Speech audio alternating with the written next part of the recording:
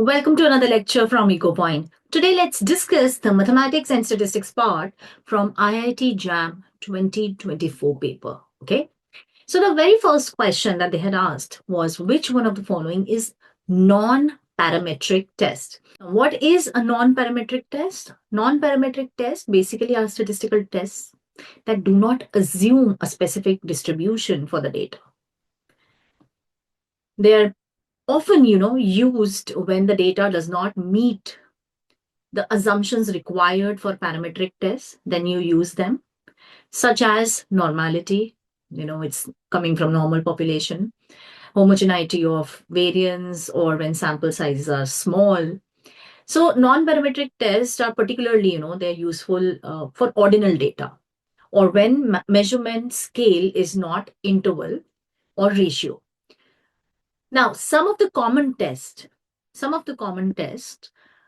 you can write it down. Some of the common non-parametric tests are Wilcoxon signed rank test, Mann-Whitney U test, Kruskal-Wallis H test, Friedman test, and chi-square. So chi-square test is generally used to determine if there is a significant association between categorical variables.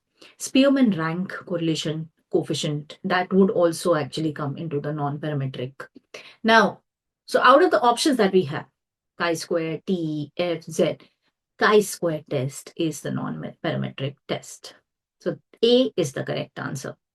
This is the first question out of the 1 to 10 questions which are mark 1. The next question which comes from statistics is question number 6, again 1 marker, and it is asking you for conditional probability x greater than 70, condition 2 x greater than 60, when x is exponential distribution with mean 50.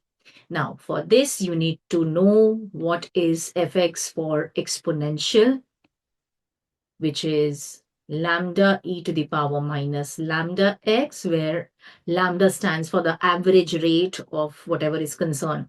Now, expected value of exponential is 1 upon lambda. So expected value is given to you. So 50 is expected value. That means lambda is 1 upon 50. So with lambda being 1 upon 50, your PDF becomes 1 upon 50 e to the power minus x by 50. What are they asking you? They're asking you the conditional probability x is greater than 70 given x is greater than 60. Now, exponential random variable is a random variable that follows memory-less property. What is memory-less property? Memory-less property is when x is greater than, say, s plus t, the probability that x is greater than s plus t, given it is already greater than, say, s, turns out to be just greater than t, probability of greater than t. That is, suppose your waiting time is, you want to figure out what is the probability that your waiting time is more than 15 minutes, given that you've already waited for 10 minutes. It's actually same as saying, because waiting time is generally exponential, it's all same as saying that you want to find out the probability of your waiting time being more than 5 minutes, because 10 minutes you've already waited. Okay. So using this property here, now probability x is 70, greater than 70, given greater than 60. Now 70, I can write it down as 60 plus 10. So probability x is greater than 60 plus 10, given x is greater than 60. The probability should be just equal to probability of x greater than 10, the balance. So probability x is greater than 10 is what you have to find out. 1 minus the CDF for 10. And what is the CDF for 10? You should know the CDF of exponential random variable. It is 1 minus e to the power minus lambda x, or otherwise you can just figure it out there and then. And the answer will be 1 minus e to the power minus 10 by 50. So 1 cancels and you get e to the power minus 1 by 5, which is one of the options, option C. So that is the correct option. Next question from the set of 1 to 10. The next question is question number 9, which was asked. And this question is basically from convex sets. So you are given two sets, S1 and S2. And these sets are in R2. So S1 is, say, the set of x comma y is in R2 such that x plus y is greater than or equal to 1, x plus 2 is less than or equal to 2, and y is greater than or equal to x square. And x, y both are greater than or equal to 0. That is the first quadrant. And S2 is x plus y, the set of all x comma y is where x plus y is greater than or equal to 1, less than or equal to 2, and y is less than or equal to x square. Again, just the first quadrant. You have to figure out the correct option, and exactly one option will be correct. Both are convex sets. S1 is convex, S2 is not, S2 is convex, S1 is not, or neither of them. Now, you should actually graph it and figure it out. I'm going to give you a detailed graph of S1 here, and then you'll be able to figure out for S2 yourself. See, S1 has these conditions, x plus y greater than or equal to 1. So what I've done here is for you, just to help you out with graphing. So x plus y equals to 1, just graph it. How do you graph? You just give certain x points, get y points according to whatever is the equality. Just graph for the equality and then figure out the greater than or the less than area. Now, x plus y greater than or equal to 1, x plus 2, x plus y less than or equal to 2, and y greater than or equal to x square. So if I do not just consider first quadrant, but if overall, if I have to graph it and see, then x plus y is equal to 1 is this line, where you can see that x is 1 here, and here y is 1. Okay, so with that you can create this line, and then x plus y is equal to 2 is this line, which you can see. Okay, so these are the two lines, and the area we're talking about x plus y greater than or equal to 1 would be this direction. Throughout it would be this direction, so the yellow part that you can see. Now, x plus y less than or equal to 2 would be this direction, less than or equal to 2. You can, if you were ever confused in inequalities, just take some point on either sides and you will get to know. With one point, you will realize that, okay, this is the thing, in case you are confused about it. Okay. Now, so the common part is this, but the story doesn't end here because we also have another graph, and the graph of y equals to x square. That is a parabola. So this is the parabola, y equals to x square. Easy to graph here. And we want y greater than or equal to x square. So for any x, if you see, this is y equals to x square. If you go above here, this portion that I've, lined with pink color, this portion, y value will be greater than x square value for any x. If this is 2, x square is 4, and here corresponding y value is, see, higher. So where is it higher? Above, like this. So this is the area that we are talking about. Now, we are actually concerned we're concerned about the first quadrant, because that's also another condition. Okay, but I just wanted to help you out with the graphing bit, so that's why I've done this much. Any which way, so you would realize the common part is this one. The common part is this one that I've shaded in black. Can you see? This is the common part. Now, if you take, now we want to figure out, is it a convex set or not? Now, convex set, what does it require? If you take 2 points and draw a line, that line should lie within the set. If you take 2 points in the set and you draw a line, that line should lie within the set. If you look here and if you think about taking any 2 points, the line would always lie inside. Absolutely, yes. So this clearly is a convex set. No doubt about it. S1 is convex. Now, with the same graph, I'm sure you can try. You should pause and actually try on your own. But for me, I have to, let you guys know. So with this everything, all conditions are the same except for the condition that y is this time less than or equal to x square. So if greater than part was that part above, so lower part would be now the pink shading that you can see, the pink lines, all the entire part. So therefore, the part which the set that we are concerned about this time is this set. See how it is different from the one we had here. The one that we had here was in the interior of the parabola. And now what we have is on the exterior. So there is a difference. Now what is happening in this shape? If you take this shape out here, in this shape, you have a curve here.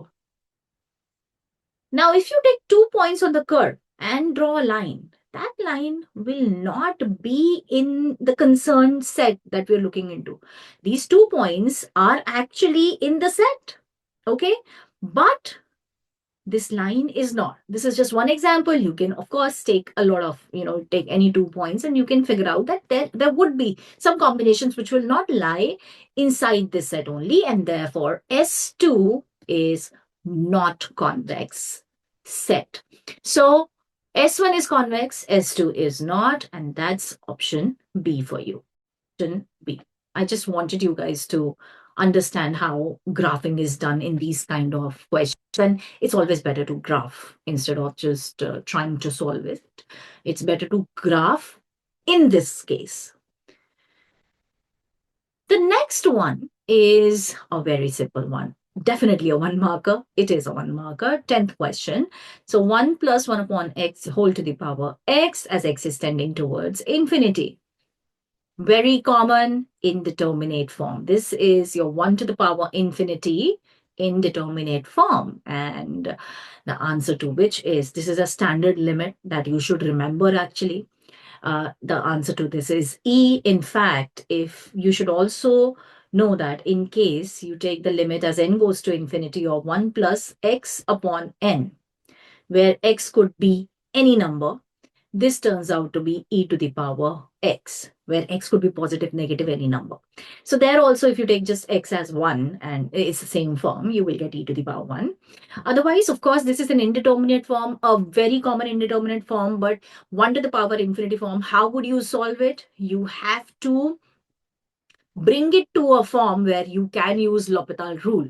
So how would you do that? You will take log on both the sides. Taking log on both the sides, you will have x log 1 plus 1 by x. That will not help. For L'Hopital rule, I need the form f upon g, right? So to get it to f upon g, I will take this x down here as 1 by x. It's the same thing. Now what I have a 0 by 0 form. Now when you put x tending towards infinity, you have a 0 by 0 form because log 1 is 0.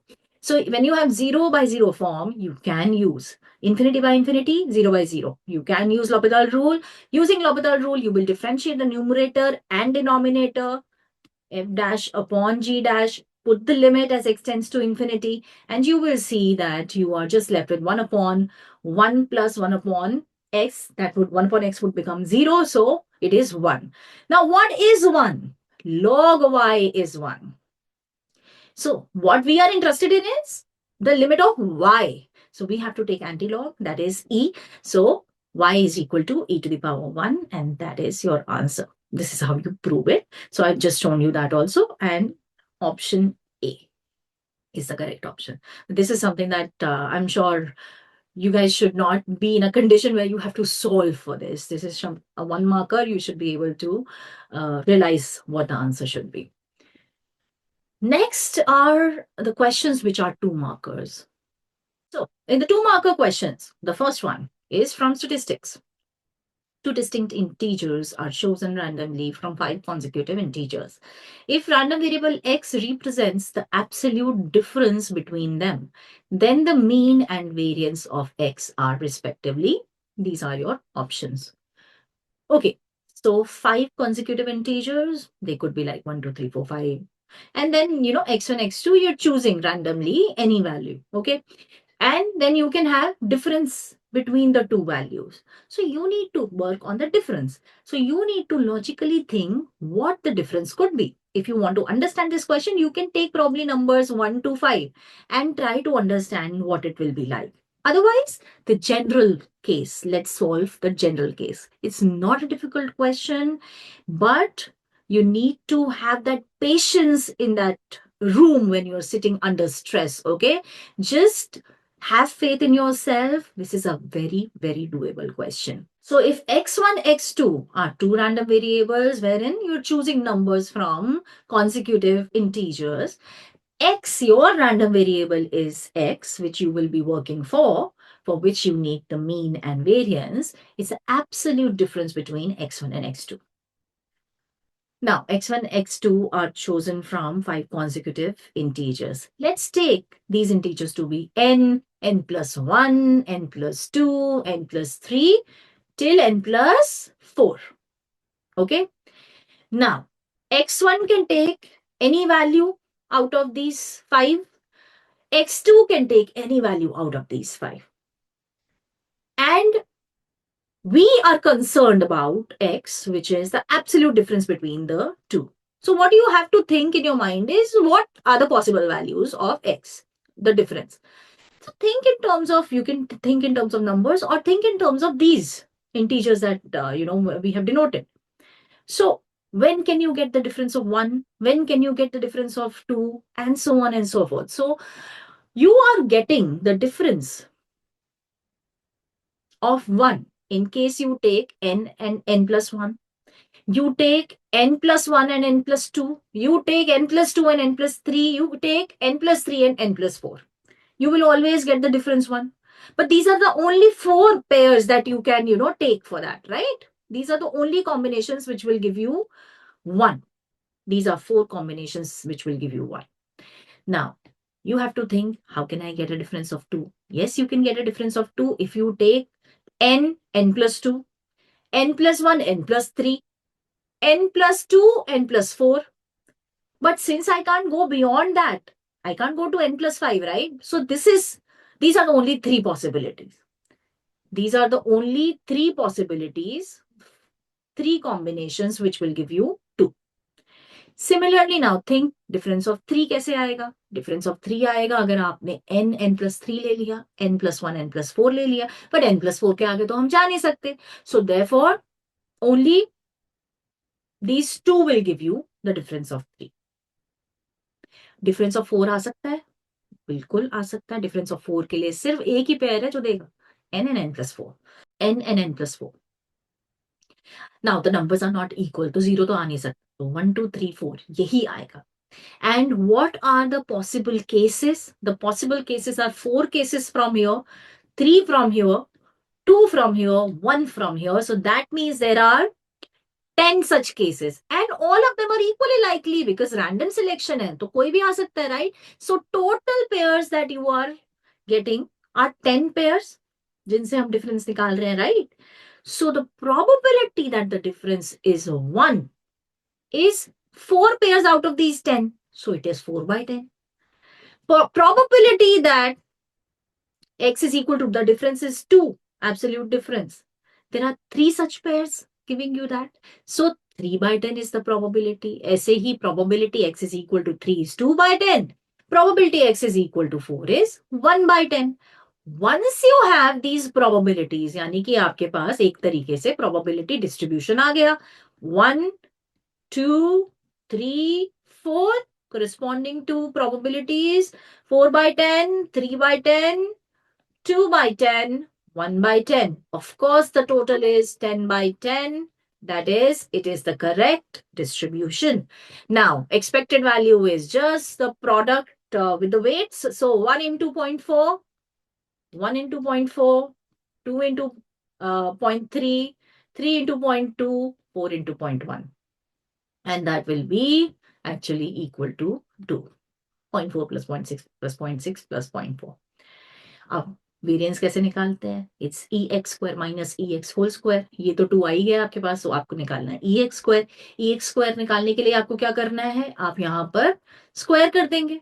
So x square 1, 4, 9, 16. So simple, आपको क्या करना है यहाँ पर 1 into 0.4, 4 into 0.3, 9 into 0.2, 16 into 0.1 minus 2 square. सो ये आया, उसके -4 कर देंगे, इसको ऐड करोगे तो आपके पास एक्चुअली 5 आएगा. देखो very simple. This gives you 2, this gives you 3. 5 5 minus 4 is 1. So your variance is 1 and mean is 2. Do we have any such option? Absolutely yes. 2 1. Expected value 2, variance 1. So it's not very difficult. और ये जो difference वाली चीज है ना, जो मैंने आपको बोला है ना, कि अगर आपको जरा सा भी स्टक हो रहे हो तो पहले अपने दिमाग में एग्जाम्पल दे दो कि अच्छा 1 2 3 4 5 है अगर, तो दोनों में से कोई भी नंबर ले सकता है, तो फिर मैक्सिमम डिफरेंस क्या आ सकता है एंड मिनिमम डिफरेंस क्या आ सकता है, बस. एंड उसके बाद जनरल भी करोगे तो भी आ जाएगा. All you have to figure out is कि जो डिफरेंस ऑफ 1 है वो कितने केसेस में है, 2 है कितने केसेस में आ रहा है, and so on and so fourth. Question number 12 is also a statistics question. Consider two independent random variables. X is normal with mean. हमेशा याद रखिएगा normal distribution parameters are mu and sigma square. So whenever this is given, this is sigma square. So X is normal 5 4, Y is normal 3 2. If 2x plus 3y is normal mu and sigma square, then what is the value of mu and sigma square? हमें mean पता है x और y का, variance पता है x और y का. All you have to do is use the formula and get it for 2x plus 3y. From the linearity of expectation, 2x plus 3y का expected value क्या होगा? Expected value of 2x plus 3y will be expected value of 2x plus expected value of 3y. Now expected value of 2x will be 2 into expected value of x plus 3 into expected value of y, right? So then you just have to put in the value. So 2 into 5, 3 into 3 वो given है क्योंकि question में, and that gives you 19. 19 आते ही आपको confidence आ जाएगा क्योंकि आपको options में नजर आने लग जाएगा. देन वेरिएंस, वेरिएंस में भी तो यही लगेगा formula, except for you have to be careful there. Variance of 2x plus 3y will be 4 times 2 square variance x, 3 square variance y. Independent दिए हुए हैं, सो covariance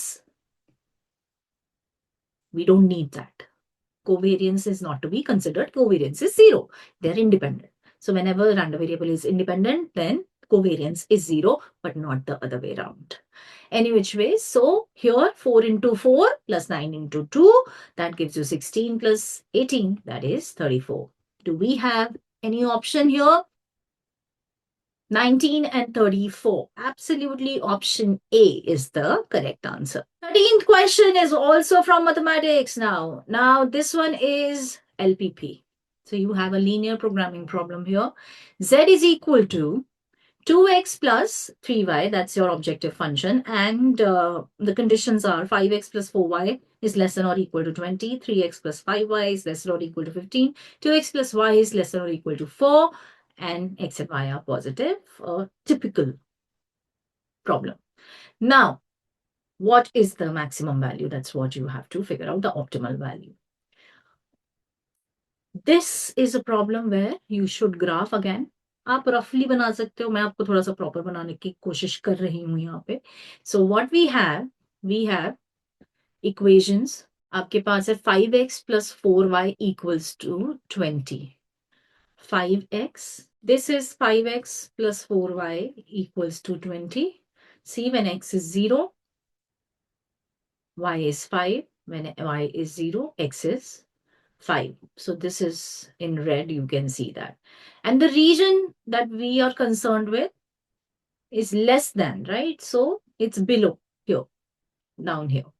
That's the region of our concern. Then the second one is you have 3x plus 5y equals to 15. 3x plus 5y equals to 15, and that is this one.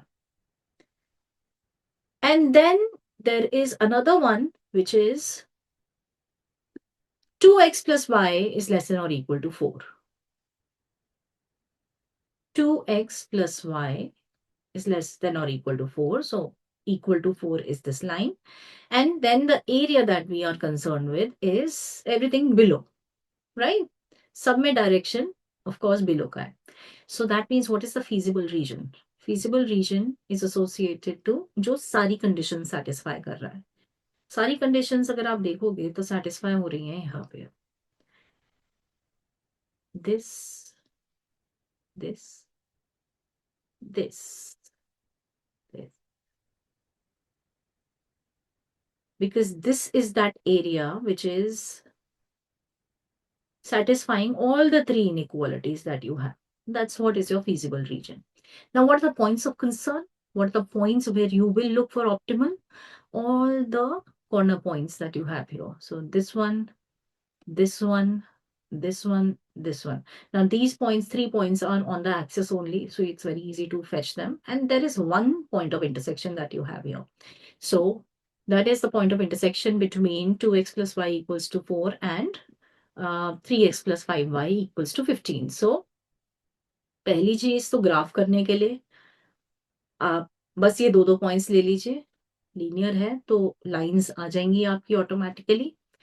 उसके बाद point of intersection, we need the point of intersection for 2 and 3 because मेरा equation 2 is 3x plus 5y equals to 15 and 2x plus 4 equals to 4. तो आप यहां से निकालेंगे, आपके पास आएगा x is equal to I've substituted and I've got that x is equal to 5 by 7 and y is 18 by 7. Points to consider 0, 0, जो axis पे था 0, 0 था, 0, 3 था, 2, 0 था, and 5 by 7, 18 by 7. And you will see 0, 0 पे, now this is your objective function, put up the value of your point x, y. तो ये 0 आ गया, यहाँ से 9 आ गया, यहाँ से 4 आ गया. And यहाँ पे आप देखोगे 10/7 plus 54/7, that is 64/7. Clearly that is 9 point something because 7 times 9 is 63. So 9 point something again, 9.14 to be more precise. So it's more than all the other options. So this should be the optimal value. And do we have that value in our options? Well, yes, we have 9 also, but we do have 64 by 7. That should be the correct answer. Okay. 2 marker, easy one. Next also is a question from maths, and that's a differential equation. xy dx minus x square plus y square dy equals to 0. And initial value दे रखा है y when x is 0 is equal to 1. Okay. Now, what is the solution to this? So, सबसे पहले you have to identify क्या लगाओगे. So, if you observe, ये homogeneous वाला case आ रहा है और उसको समझने के लिए आप पावर्स देखो, डिग्री जो है वो 2 2 2 दिख रही है ना, तो ये एक इंपॉर्टेंट निशानी होती है होमोजेनियस समझने के लिए. So then the best thing is what you can do is you can just manipulate it इसको, and what I've done here is just get dy by dx. So what I've done is I've created dy by dx equal to, आप करके देखेंगे तो xy upon x square plus y square आ गया. And you can clearly see it's a homogeneous case. Homogeneous case में क्या करना चाहिए, या तो y equal to vx या फिर x equal to vy करना चाहिए. This is the case where you should put y equals to vx. dy by dx क्योंकि हम लेके चल रहे हैं. So homogeneous case, typical case, take dy as vx, take y as vx. So dy by dx is equal to, यहाँ पे आप product rule लगाते हैं तो v plus x dv by dx. I'm just trying to teach you how to solve it also side by side once you recognize this is a homogeneous case. So ये अब क्या करते हैं, इसको you already have dy by dx, so take this to one side जहाँ पे dy by dx है. So dy by dx की जगह ये लिख के equal to xy upon x square plus y square करेंगे, और with x square X Y upon X square plus Y square में y को हम वी एक्स ले लेंगे. So this is what you get, and X square cancels out and you get v upon 1 plus v square, with which what you will get, Now, what you can do is you have v plus x dv by dx. Take all the v's on one side. So equals to v upon 1 plus v square, which is same as saying x times dv by dx is equal to v upon 1 plus v square minus v. In other words, take the LCM. What you will get is v cube minus of v cube. After taking the LCM, you will get minus of v cube upon 1 plus v square. But what has just happened is that you have this x term here and you have all v term out here. So therefore, you have boiled down to a situation. Everything has boiled down to a situation where I can take I can use this. I can separate the variables. Use variable separable case. So I will take v's on one side with dv and x on one side with dx. So x by dx आ गया एक जगह. Let's keep minus here. And here you have 1 plus v square upon v cube. Opposite हो जाएगा dv. Now we will integrate यहाँ पे with respect to v, यहाँ पे with respect to x. So we get how would you integrate this? So basically just इसको break कर लीजिए. तो ये आपको दिखेगा basically क्या है ये. Break कर लोगे तो 1 upon v cube plus v square upon v cube, that is 1 by v. Now integrating this 1 upon v cube is v to the power minus 3, basically minus 3 plus 1 power में और नीचे. So ये आ गया आपका v to the power minus 2 upon minus 2 and this is log v. So that is what is written here. So this implies v to the power minus 2 upon minus 2 plus log v is equal to log x plus c is equal to minus log x plus c. अब यहाँ पर you can just substitute. Ultimately answer has to be in terms of x, y, right? So you substitute back v is equal to x, v is equal to y upon x वाला लिया है हमने. Y upon x, its power minus 2, right? So reciprocal आ जाएगा. So this becomes x square upon y square with minus half here and plus log y by x is equal to minus log x plus c. So here what you will see, I can break this as log y minus log x. Minus log x cancels. What I get, minus half x square upon y square plus log y is equal to c. अब आपके पास initial value condition है कि x equal to 0 implies y equals to 1 और y 0 equals to 1. So that means अब अगर मैं x equal to 0 डाल देती हूँ तो ये चला गया, ये बन गया log 1. Log 1 is equal to c. So that means c is nothing but 0. If c is 0, all I have to do is I have to put c as 0 out here. So ये बन गया आपका minus x square upon y square plus log y equals to 0. Or in other words, minus x square upon y square is equal to minus log y. Minus minus cancel हुआ, आप log y equals to x square upon y square हुआ. Yeah, in other words, I don't want log. I'll take e on both the sides and I get y is equal to e to the power x square by square. And you will observe that you do have one of the options giving you that. It is y is equal to e to the power x square by y square, not y square equals to y equals to. And this is how we have attained that answer. D is the correct option. Then coming to question 29. Question 29 is also from maths, from differential equation. This time the differential equation satisfied by circles with radius 3 and center lying on the y-axis is. आपको कुछ options दे रखी हैं dy by dx square करके, कुछ options दे रखी हैं. एक नजर जरूर मारिएगा ऑप्शंस पे. उससे क्या होता है, थोड़ा सा डायरेक्शन मिल जाता है. While you are solving you realise okay I am on the correct direction. But otherwise of course यहाँ से आप स्टार्ट करेंगे. व्हेन यू हैव रेडियस आपका 3 है and the centre is lying on y axis. So you need to have that picture in your mind. If the center is lying on y axis, like center is here, y axis पे है ना, तो that means x will be 0 there. Centre का जो x होगा वो 0 होगा. तो it will be like a point 0, a, right. And हमें क्या करना है, हमें निकालनी है what differential equations are satisfied by these. तो सेंटर y एक्सिस पे है. Now what is equation of a of a circle, it is x minus x naught square minus plus y minus y naught ka whole square equals to whatever is your radius r square. Now center agar y axis pe hai, as I mentioned, this will be 0. So for you the equation becomes x square plus y minus a square, ठीक है, equals to 9 because we are provided with a radius. So r square तो हमारा हो गया ये 9, right? अब ये करने के बाद हमें आना डिफरेंशियल इक्वेशन में. So with from these equations how do you get to differential equation? Differential equation is basically equations with derivatives. तो हम क्या करेंगे? We will differentiate this. You differentiate this, you get 2x. Differentiate with respect to x. So you get 2x plus 2y minus a dy by dx equals to 0 because that's a constant 9. ठीक है, ये हुआ. इससे आगे आपके पास dy by dx क्या है? dy by dx is x upon y minus a. इसका मतलब dy by dx का स्क्वायर क्या है? Whole square. dy by dx का whole square is x square upon y minus a whole square. Now y minus a whole square क्या है? Y minus a whole square is something that you can get from here. This implies y minus a whole square is equal to 9 minus x square.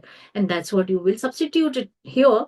And so easily you will get your answer, which is basically dy by x whole square is x square upon 9 by 9 minus x square, which is option C. So not a very difficult one. Okay, bus basic logic लगा के चलना है. Okay, now comes the tricky part, the multiple select one. Now multiple select questions basically are the questions where you can have multiple correct answers. तो इसलिए इसमें थोड़ा सा कई बार confusion होता है क्योंकि कई बार कई options ऐसी close होती हैं. Let a random variable x has mean mu x and non-zero variance sigma square x, and another random variable y has mean mu y and non-zero variance sigma square y. If the correlation coefficient between x and y is rho, then which of the following is correct? Is or are correct? So rho, absolute value of rho is, which is your correlation coefficient. Correlation coefficient is always between -1 and 1. तो ये तो सही है. The absolute value of rho is always less than or equal to 1. Then the regression line of y on x is y equals to mu y plus rho sigma x upon sigma y into x minus mu x. Is this correct or not? इसके लिए आपको regression lines का पता होना चाहिए. What are the regression lines in terms of, bxy, b? So see, there are two things that you need to remember. Regression line, y on x and x on y.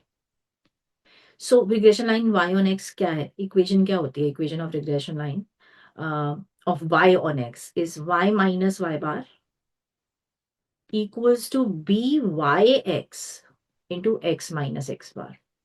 And for x on y is x minus x bar is equal to bxy y minus y.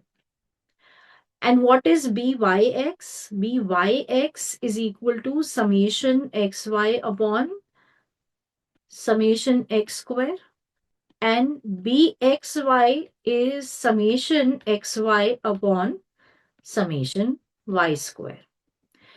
So basically यहाँ पे जो है ना, ये जो निकल के आएगा ना आपका, ये होता है रो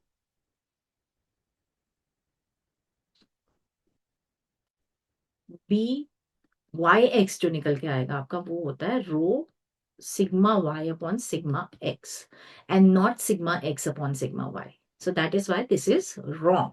This is not correct. Okay. Now, the variance of x minus y is sigma square x plus sigma square y minus 2 rho sigma x sigma y. Well, you should know the formula for variance of x minus y. Variance of x minus y, nowhere it's given that it's independent. x and y, so therefore covariance will be there. So variance क्या हो जाएगी आपकी of x minus y, variance x plus variance y minus 2 covariance x y. अब covariance क्या होता है? Rho is equal to covariance x Y upon sigma x sigma y, therefore minus 2 rho into sigma x sigma y. ये covariance ही है basically ना, तो इसलिए ये सही स्टेटमेंट है. Now, rho is 0. Simply, it implies that x and y are independent. Rho is 0 implies that covariance is 0. So, if two random variables are uncorrelated, does that imply they're independent? The answer is no. This is a very, very important point. In fact, शायद मैंने पीछे एक question में भी बोला. This is extremely important. Always remember this implication. It's a one-way implication. X, Y independent always imply logically, conceptually, that covariance is 0. So uncorrelated aa gaya.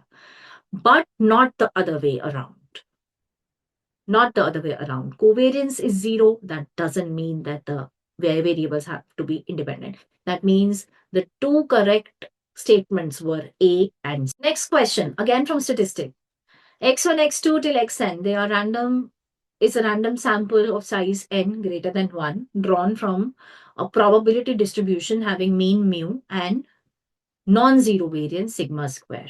Then, which of the following are correct? Remember something, that here the sample is given, sample size नहीं दिया हुआ है, n is greater than 1 दिया हुआ है, and they have not told us that these are normally distributed. ये नहीं दिया, okay? Normal distribution नहीं दिया है. Now, sample mean has standard deviation sigma upon root n. Yes, absolutely. ये तो आप सबको पता ही है. Sampling distribution, the mean of the sampling distribution, sample mean has a standard deviation of population variance of population standard deviation upon square root of n, which is something that you can calculate also. It's variance of x1 plus x2, so on and so forth till xn. Now, all of them have the same variance. So this is variance of, which is something that you can calculate also. So variance of x1 plus x2, so on and so forth till xn upon n. That's what is your sample mean. So upon n. So this will be equal to 1 upon n square variance n times variance of xi, because all these will have the same variance. So this makes it sigma square by n. So variance is sigma square by n. That means standard deviation is sigma by root n. And that is what it will be.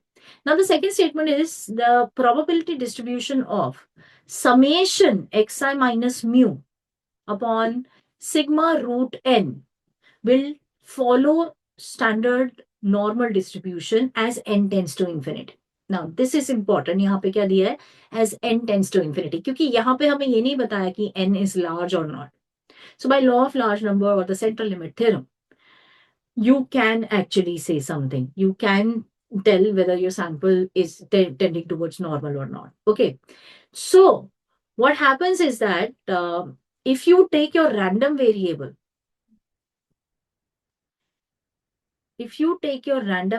as summation xi, if you take the random variable as summation xi, it will be tending towards normal with mean as n mu, because n times ho jayega, expected value will be n times of expected value of xi, and n times variance. So n times sigma square. Okay. Now, if you create z or the standard normal distribution out of these parameters, what will it look like? It will look like summation xi minus n mu. अगर आप इस summation को open कर देते हो, what do you get? You get summation xi minus n mu, because you just open up the summation. So you are adding mu n times, right? So n mu upon sigma root n. Sigma root n क्या है? When n sigma square is your variance. So how do you create z? Z is basically x minus its expected value upon the standard deviation of x, right? So exactly that is what is happening. And yes, that's true. Because as n is tending towards infinity, law of large number लगता है, central limit theorem आ जाता है, and summation xi is normally distributed with n mu and n sigma square. And the sample mean is normally distributed with, and the sample mean x bar is normally distributed. These are the two results that you always need to remember, with mu and sigma square by n. तो यही पूछा गया है basically यहाँ पर, sampling distribution से ही question पूछा गया है. Now n-1 s square upon sigma square will follow chi-square distribution with n-1 degrees of freedom where s square is the sample variant. Now this statement might look right because ये formula आपको लगेगा कि ये तो chi-square का ही formula है, लेकिन एक बहुत इंपॉर्टेंट चीज है जो यहाँ नहीं दी है. यहाँ पे इन्होंने नॉर्मली डिस्ट्रीब्यूटेड नहीं दिया है, नॉर्मली डिस्ट्रीब्यूटेड नहीं दिया है एक्साइज को, सो पॉपुलेशन को नॉर्मली डिस्ट्रीब्यूटेड नहीं दिया है.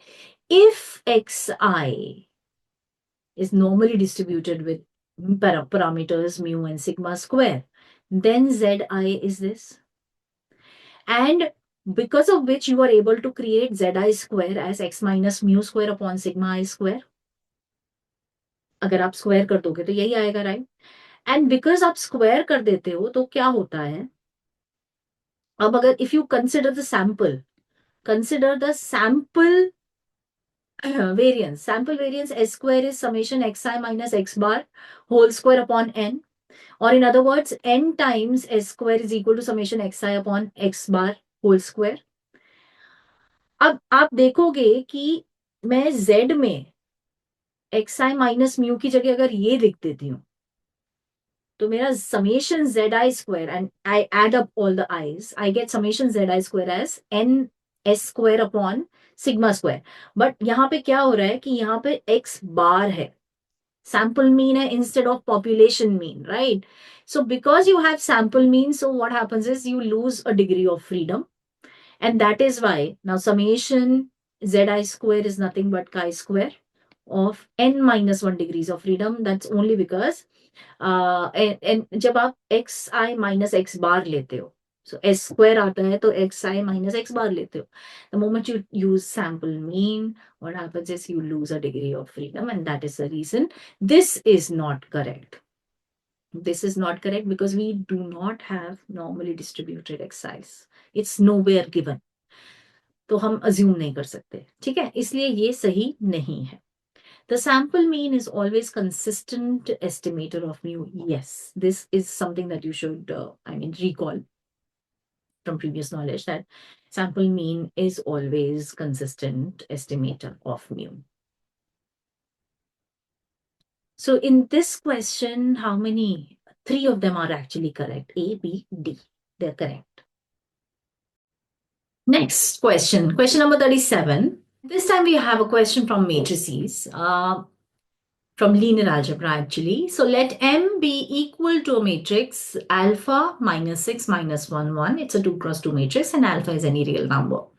If the eigenvalues of M are beta and 4, then which of the following is or are correct? Alpha plus beta equals to 1, and eigenvector corresponding to beta is 2 1 transpose.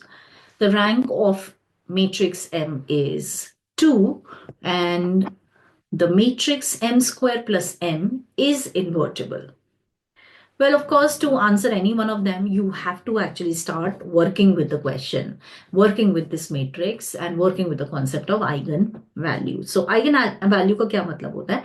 So, eigenvalue is lambda, which basically gives us a condition that if you take a transformation AX for any vector X, it actually turns into, this matrix transformation turns into a scalar transformation, and that scalar is eigenvalue. Now, this will not happen for all lambdas, for all x's. For some specific x's, some specific vectors, x vector, this can happen. Now, we already have been given that this time our lambda, if you have a 2 cross 2 system, you will get 2 lambdas, 3 cross 3, 3 lambdas, and so on and so forth. You can have repetitions there. Eigenvalues का concept ये होता है. Now, Beta and 4 are your eigenvalues. So solving it further, when you say Ax equals to lambda x, is something that be satisfied by this lambda or the eigenvalue? So in other words, you are saying that A minus lambda I x is equal to 0. This is a system of equations that you have to solve for. Now, in the concept of eigenvalues and eigenvectors, you're always looking for a non-zero solution, because 0 is of course something that will satisfy this always. When I put x equal to 0, my left hand side is equal to right hand side. So we're looking for non-zero x. If I'm looking for non-zero x, what does that imply? It implies that I'm looking for, it's a homogeneous system of equations, right? So in homogeneous system of equations, you can not have the scenario of no solution. So there are only two possibilities. Either x are, as the solution is 0, or it's infinitely many. Now, solution is 0 is happening here, is always there. So if I'm looking for a non-zero solution, so unique solution means, in homogeneous system of equation, unique solution means solution is 0. 0 is the solution. That's unique. So that means, so if I'm looking for a non-zero solution, I'm basically looking for infinitely many solutions. And when you are looking for infinitely many solutions, the determinant of the coefficient matrix is 0. And what is your coefficient matrix? It's A minus lambda I. So you get the characteristic equation. This is what is called characteristic equation. The determinant of A minus lambda I equals to 0. So determinant of A minus lambda I equals to 0. And I know lambda is beta or 4. Beta and 4.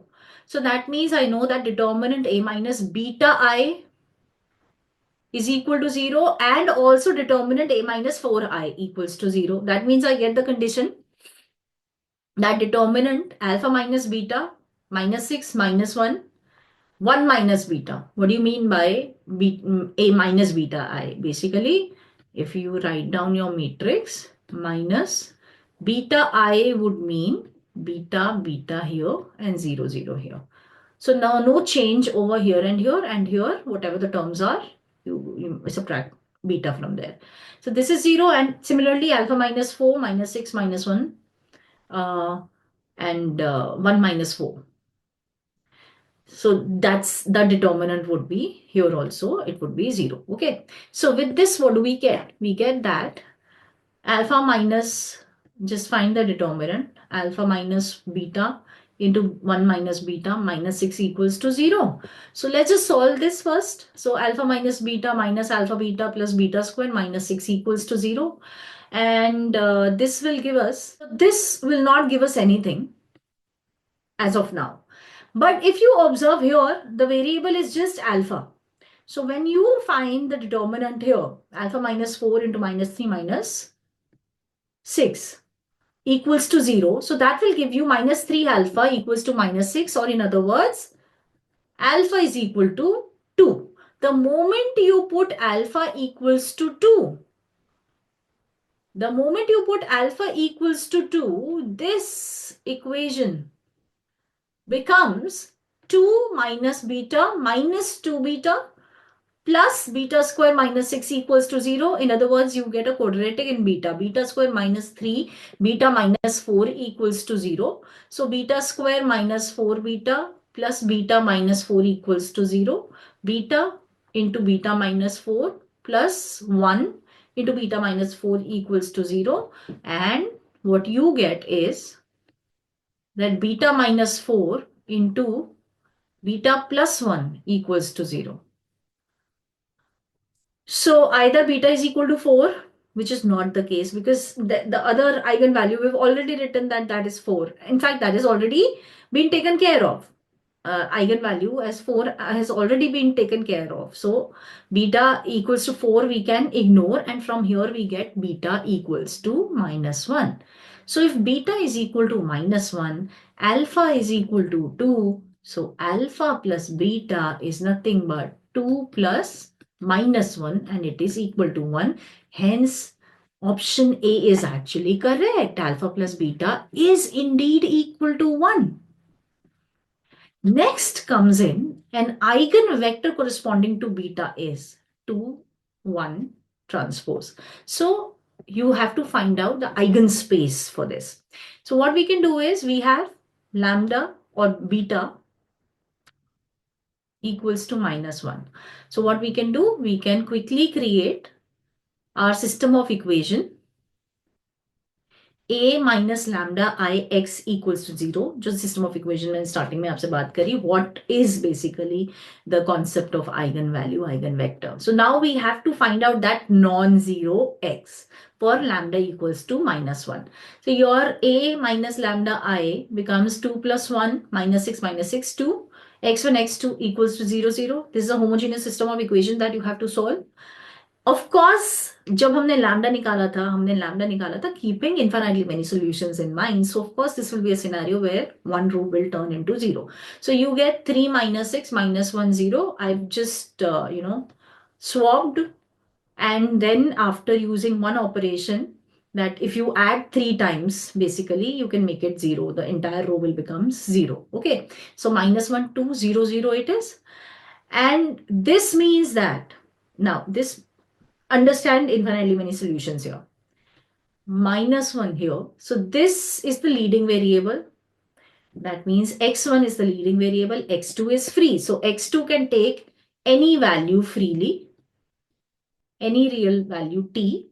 x1 automatically becomes, from the first equation, what will you get? You basically have minus, in terms of, think in terms of equations now. Minus x1 plus 2x2 equals to 0. Right hand side is 0. So therefore, x1 is equal to 2x2. x2 is t, so x1 is 2t. So therefore, the type of vectors which will satisfy, which are corresponding to this lambda equals to minus 1, are of the type 2, 1 into t. So all vectors, so we call this eigenspace. So what is the eigenspace corresponding to lambda equals to minus 1? The eigenspace is the solution set 2, 1 t times t. Basically, t can take any value. Since t can take infinitely many values from R, so therefore this is infinitely many solution basically. So 2, 1 transpose, matlab 2, 1, the vector. This is definitely, this is an eigenvector corresponding to beta equals to minus 1, right? So this is also correct. All the vectors in the eigenspace are basically eigenvectors. In fact, 2, 1 is a vector in the basis for the eigenspace related to lambda equals to minus 1. Basis is also a concept that you should know for this paper, by the way. Then rank of M. Now that you have alpha with you, alpha is 2. Put alpha, and this is what your M looks like. 2 minus 6 minus 1, 1. So if you just swap the rows, I just swap the rows. So I get minus 1, 1. 2 minus 6. Then use the operation R2 goes to R2 plus 2 times R1, which will give you a 0 here. You will try to reduce it to, identity matrix or row echelon form. So the row echelon form that you are getting is minus 1, 1, 0, minus 4.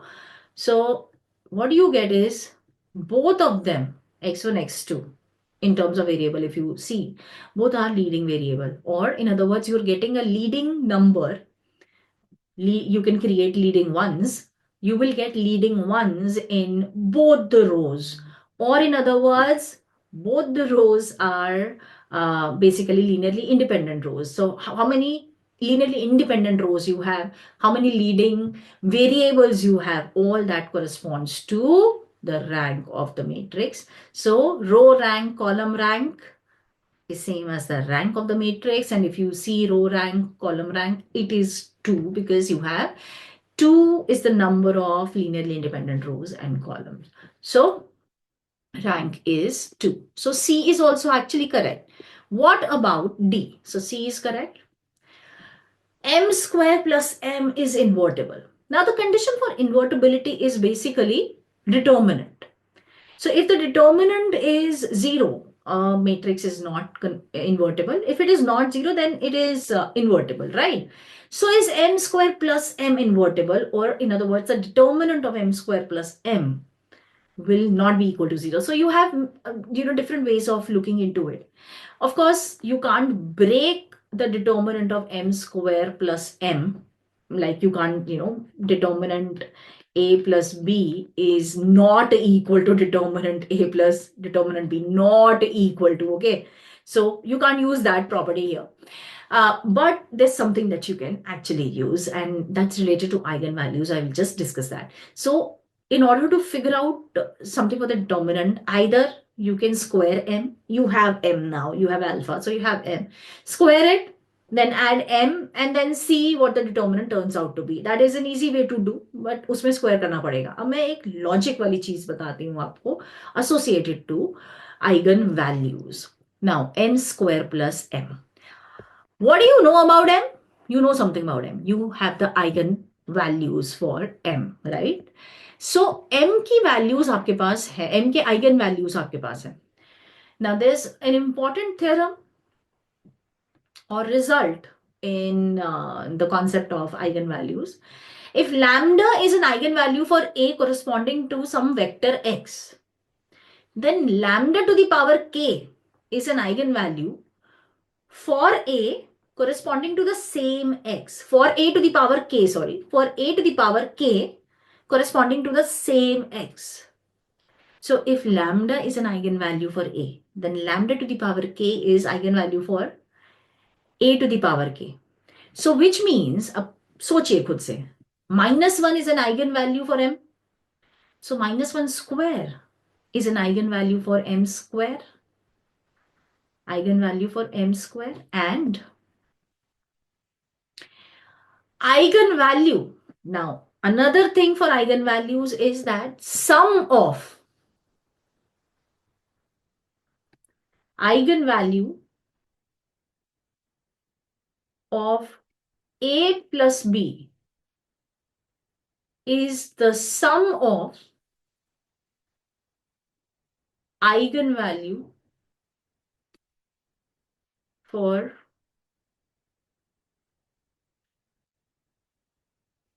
a and eigenvalue for b. So eigenvalue of m square plus m. Now m square का eigenvalue बन गया -1 का square, that is 1. So m square plus m का eigenvalue बन गया -1 plus 1, which is equal to 0. So you have a 0 lambda. For m square plus m, you have a 0 lambda. Determinant of any matrix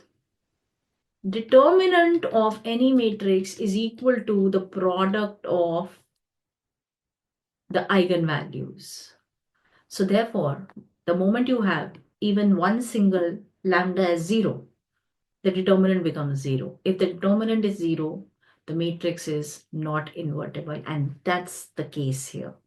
The determinant of m square plus m is 0, and therefore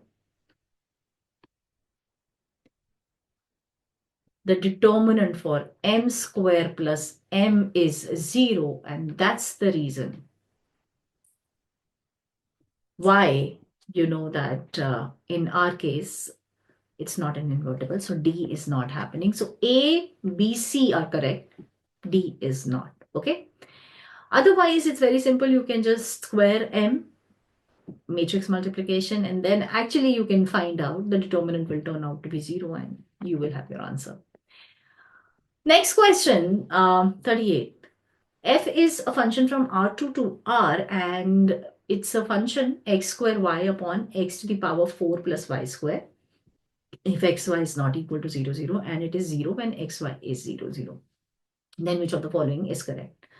What we have is that the limit as x, the double limit xy tending towards 0, 0, fxy is equal to 0.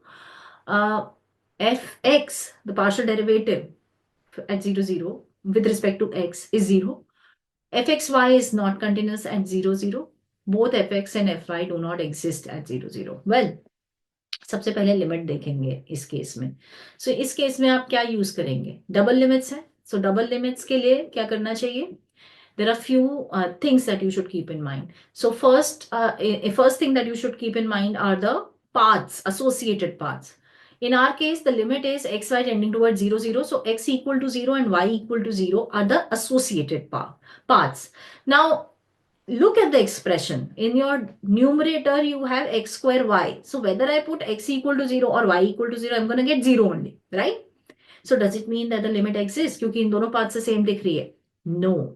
When it comes to double limits or two variable case, there are so many paths which are passing through that point a comma b, which is 0 0 in our case.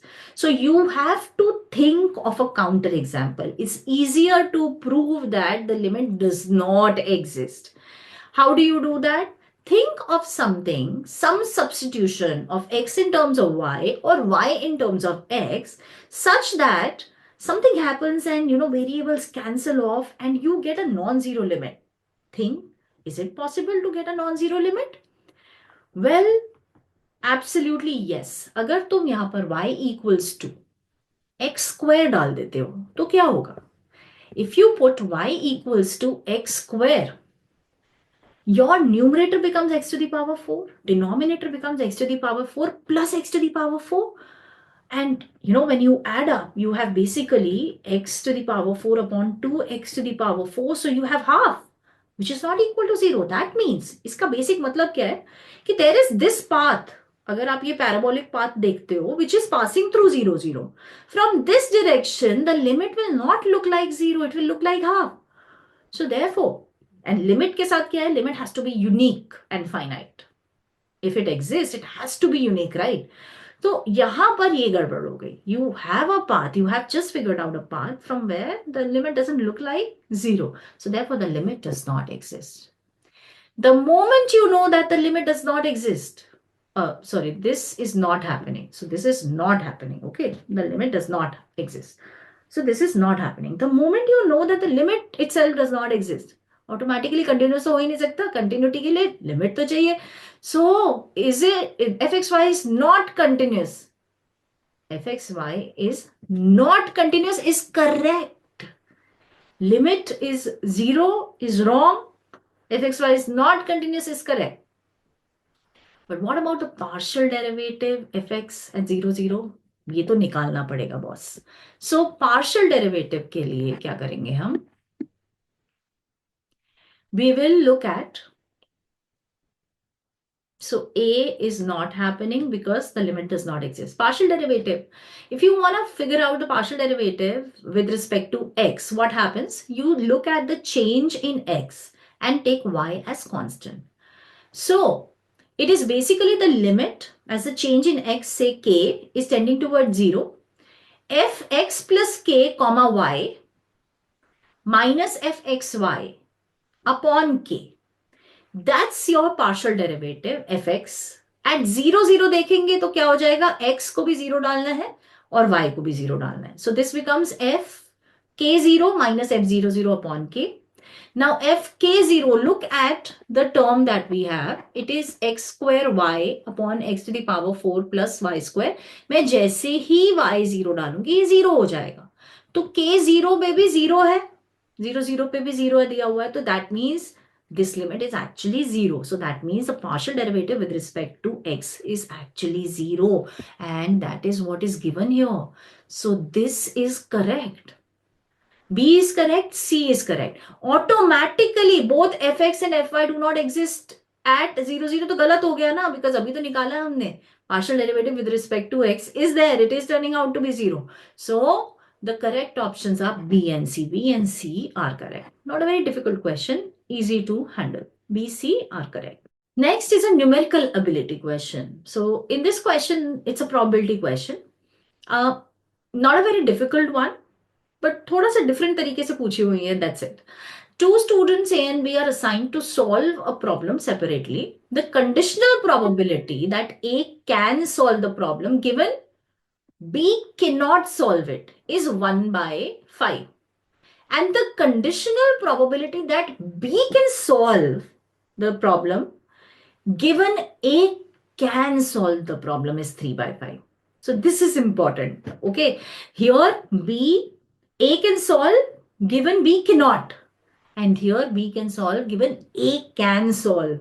So they're playing with the language. That's it. कि कोई गलती से वही चीज ले ले symmetrically. The probability that A can solve the problem is 1 by 10 given to you. What is the probability that B can solve the problem?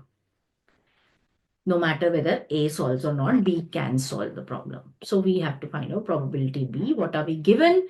We are given that probability A given B complement, B cannot solve. Let's denote it like this, is equal to 1 by 5. And probability B given A can also solve, is 3 by 5. And probability A is 1 by 10. तो यहां से शुरू करते हैं. So probability B condition to A का मतलब हो गया probability A intersection B upon probability A is equal to 3 by 5. अब मेरे पास probability A है, so that means I get the intersection probability A intersection B. So probability A intersection B is 3 by 5 into 1 by 10. Now this is something that we have. अब मैं इसका कहाँ पे use करूंगी? अब मैं इसका यूज करूंगी in the conditional probability A condition to B, क्योंकि उसमें मुझे probability B मिलेगा उस फॉर्मूला में. Probability A condition to B is equal to probability of the intersection upon probability B. ठीक है, intersection अपने पास आ गया है, B हमें निकालना है. Let's logically think about the conditional probability A condition to B. देखिए A condition to B अगर आप देखते हो तो मेरे पास दिया नहीं हुआ है, बट मेरे पास क्या दिया हुआ है? मेरे पास दिया हुआ है probability A condition to B complement. Now probability A condition to B complement is probability A intersection B complement upon probability B complement. Try to understand probability A intersection B complement. So if you look into A can have intersection with B and B complement. तो वो ये only A वाला area है जो B complement के साथ है, right? In other words, I can say that probability A intersection with B complement is probability A minus probability A intersection B. इस पोर्शन को अगर हम हटा देते हैं तो ये आएगा ना. सो ये 1 by 5 दिया हुआ है आपको. Here probability A minus probability intersection. Probability A is 1 by 10. Probability of the intersection अभी निकाला था हमने 3 by 5 into 1 by 10. Upon probability B complement. यहां पर ये है, right? So probability B complement आ गया यहाँ से. Probability B complement is basically 5 gets multiplied here. So 5 into 1 by 10 minus 1 by 10 into 3 by 5. That is 1 by 10 बाहर आ गया and 2 by 5. So this becomes 2 by 5 or 1 by so this becomes 2 by 10 or 1 by 5. So therefore probability of B क्या हो गया? 1 minus 0.2, that is 0.8. So 80% or 0.8 will be the correct answer. So there could be different ways of actually solving this. I have used some basic formula only. Whatever is given to us, we have to deduce from there. So that was my idea of by doing this question. Next is a basic set theory question. Okay, there are 32 students in a class. 3 courses, namely English, Hindi, and Maths, are offered to them. Each student must register for at least one course. Okay, so if 16 students take English, 8 students take Hindi, 18 students take mathematics, 4 students take both English and Hindi, 5 take both Hindi and Maths, and 5 students take both English and Maths, then the number of students who take only Maths. It's a very basic set theory question. Only Maths निकालना है हमको. If this is English, this is Hindi, this is Maths, then 16 is this entire circle. For Hindi, 8 is this entire circle, and for Maths, 18 is this entire circle. Okay. Now we know that union, the number of elements in the union is equal to number of elements in E, H, M minus the intersection of 2, and then adding the intersection of the entire. With the help of this, we can do something. Now, this union is 32, the total. So 32 here, I have the count here. So I have 16 plus 8 plus 18. I have these intersections given to us as 4, 5, 5. We do not have this. With this formula, we can find out the intersection of all three. And that turns out to be 4. The moment you have that the intersection of all three is 4, तो ये this picture might not be exactly appropriate. Actually ये 0 है, ये area 0 हो गया, ये 4 है क्योंकि यहाँ पे इनका इंटरसेक्शन टोटल 4 है ना इंग्लिश और हिंदी का, तो ये तो हो गया 0 जिसमें मैथ्स नहीं है, तो 4 यहाँ पे आ गया. And then because this total is 5, so ये 1 आ गया, and this total is also 5, so ये 1 आ गया. The moment you have this, all you have to do is 18 में से 1 1 1 1 4 यानी कि 6 हटा दीजिए, 18 minus 6, that is 12. So 12 should be the correct answer here. Okay. Linear system of equations, 47th question. X plus y is equal to 3. X plus k square minus 8y equals to k. And we have to find k for no solution. If there is no solution, I'm going to use the basic matrix method of solving equations. And what is the condition for no solution there? So suppose you put it up as a augmented system, A augmented B. You get 1, 1, 1, k square minus 8. And on the right hand side, you have 3 and k.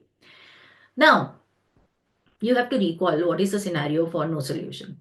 In no solution, you have to have inconsistency. वो inconsistency कैसे आएगी? Inconsistency का मतलब है left hand और right hand equal नहीं होगा. So basically what happens is when you are reducing this kind of system, जब आप रो ऑपरेशंस लगा के इसे रिड्यूस करते हो इन रो इशलन form, so your last row becomes 0 of the coefficient matrix.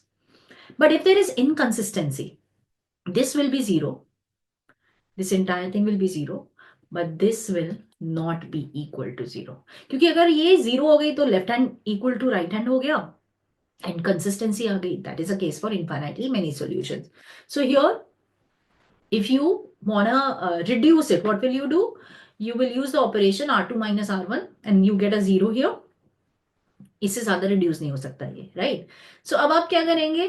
अब जो कंडीशन है for no solution, no solution यानी कि इनकंसिस्टेंसी. इनकंसिस्टेंसी में क्या होगा? ये तो 0 हो जाना चाहिए. Or in other words, what is that value of k which will give me left hand side not equal to right hand side? उसको देखने का तरीका ये है that you, if this becomes 0, this is not equal to 0. When you put k equal to 3, ये 0 हो जाता है, right? और ये भी 0 हो जाता है. So this is 0, but this is not 0. Now k square minus 9 could be factored out as k plus 3, k minus 3.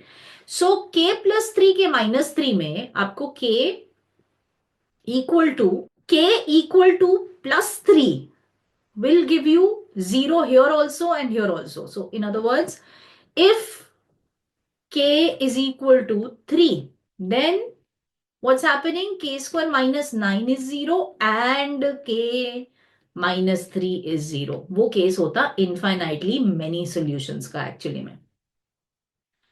अगर मान लो पूछा जाता तो infinitely many के लिए ये होता कि k is 3, but हमें चाहिए no solution.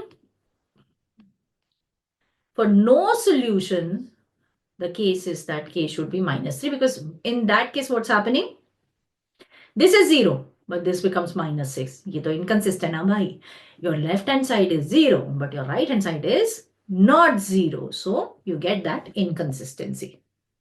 So the correct answer is k equals to minus. This is a maximum likelihood question. Let the value of random sample drawn from a normal distribution with mean 5 and unknown standard deviation sigma be 4.8, 4.5, 5.1, 5.2, 5.3, 5.5. There are 6 values. Then the maximum likelihood estimate of sigma square. Now, in this case, basically, you need to know beforehand that what is the maximum likelihood, for normal parameters or parameters for the normal distribution. So that is something that's a pre-knowledge that you should have. And actually, what happens is for normal distribution, if you find out the maximum likelihood function, your maximum likelihood of mu is mu hat, and maximum likelihood of sigma square is basically sigma hat square. So all you have to do is, the data is with you. You have to find out the sample variance. That's it. So maximum likelihood of sigma square will be, पहले उसके लिए आप निकालेंगे mu hat, क्योंकि आपको जब variance निकालना होता है डेटा का, so what you have to do, you need xi minus mu, right? That's what is variance. So if you take the mean, it is 4.8 plus 4.5 plus 5.1 plus 5.2, 5.3 plus 5.5 upon 6. There are 6 observations. So इसको calculate करेंगे तो 30.4 upon 6, that is 5.06, और इसको आप 5.1 भी लेके चल सकते हो. You will get a close enough because rounded answer ही देना है. Now, what do you require? Once you have x bar or mu hat, so you require, you want variance, right? Sample variance कैसे निकलता है? Sample variance is basically, sample variance is summation xi minus x bar whole square upon n. So we will have to find out x minus x bar. So 4.8 minus 5.1, so on and so forth. 5.1 सबसे हटा दीजिए. You're getting 0.3 minus 0.3 minus 0.6, 0, 0.1, 0.2, 0.4. Square it. So 0.09, 0.36, 0, 0.01, 0.04, 0.16. If you total it up, you will get 0.66. You will get 0.66. यहाँ से 10, यहाँ से आ गया आपका 10, यहाँ से यानी कि 0.1, यहाँ से आ गया 0.2, तो 0.3 आ गया. 0.3 plus 0.36 gives you 0.66. Now 0.66 upon 6 is your S square, or basically sigma square hat. Okay, that is 0.11 is the maximum likelihood of sigma square. Basically, you have to keep in mind that the maximum likelihood estimator for normal, when the distribution is normal, it is for the parameter mu and sigma square, it is the sample mean and sample variance. That's what it is. If you have the knowledge of that, then it's very easy to work on this question. If you don't have the knowledge, then you will have to calculate. You will have to calculate the maximum likelihood function and figure it out. It's not very difficult because normal distribution, the PDF is based in terms of E, and when you're taking log likelihood, so E and log, it's pretty simple actually. If you try it out, I think I would suggest you guys should actually do that. Thank you very much. I hope this will really help you out, and all the best. I'm sure you all will do very well in your exam. Thank you very much.